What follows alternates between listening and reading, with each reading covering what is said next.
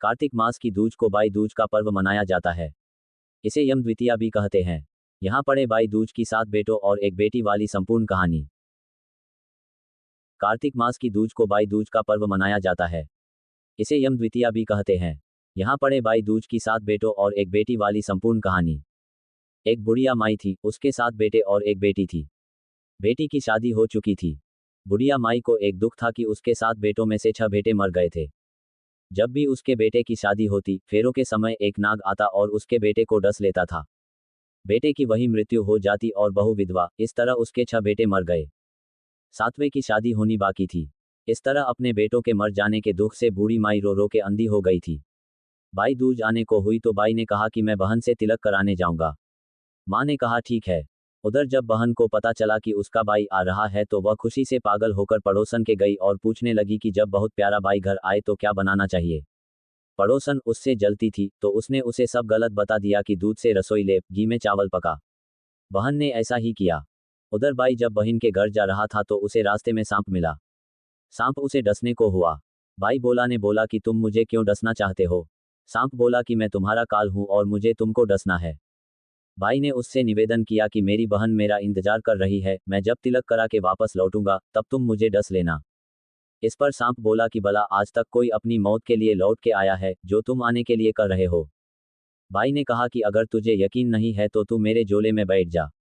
इस पर भाई ने कहा कि अगर तुझे मुझ पर विश्वास नहीं तो मेरे झोले में बैठ जा। सांप ने ऐसा ही किया। बहन के घर जब भाई आया तो वह बहुत खुश हुई। भाई बोला कि बहन जल्दी से खाना दे, बड़ी भूख लगी है। अब बहन खाना कैसे दे, क्योंकि पड़ोसन के बताए अनुसार दूध से लिपकर रसोई सूखी नहीं और घी में चावल पके नहीं। तब भाई ने कहा कि बहन इतनी देर क्यों लग रही है, तू क्या पका रही है। ऐसे में भाई ने बहन को पूरा तरीका बताया कि गोबर से रसोई लीप, दूध में चावल पका। बहन ने ऐसा ही किया। खाना खा के भाई को बहुत जोर नींद आने लगी।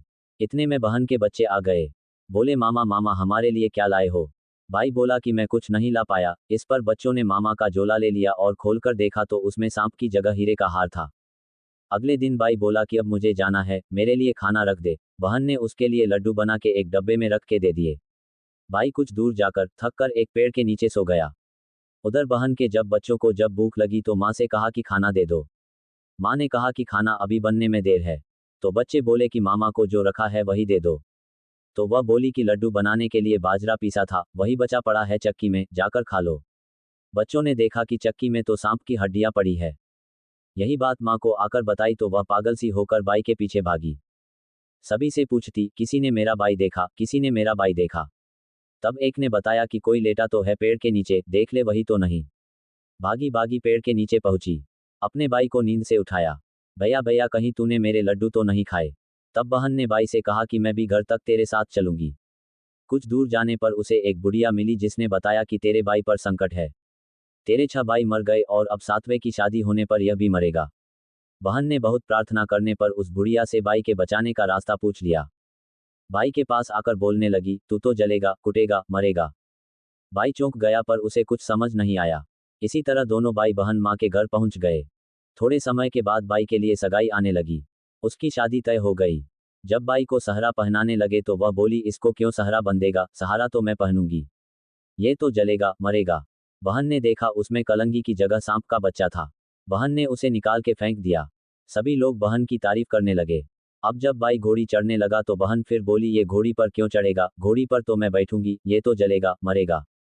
सबने उसे घोड़ी पर भी चढ़ने दिया। अब जब बारात चलने को हुई तब बहन बोली कि पहले इस दरवाजे से मैं निकलूंगी। ये तो पीछे के रास्ते से जाएगा, दरवाजे से तो मैं निकलूंगी। जब वह दरवाजे के नीचे से जा रही थी तो दरवाजा अचानक गिरने लगा रास्ते में। ऐसे करते करते फेरों का समय आ गया। जब दुल्हन आई तो उसने दुल्हन के कान में कहा कि अब तक तो मैंने तेरे पति को बचा लिया, अब तू ही अपने पति को और साथ ही अपने मरे हुए जेठों को बचा सकती है। फेरों के समय एक नाग आया, वो जैसे ही दूल्हे को डसने को हुआ, दुल्हन ने उसे एक लोटे में भर के ऊपर से प्लेट से बंद कर दिया। थोड़ी देर बाद नागिन लहर लहर करती आई।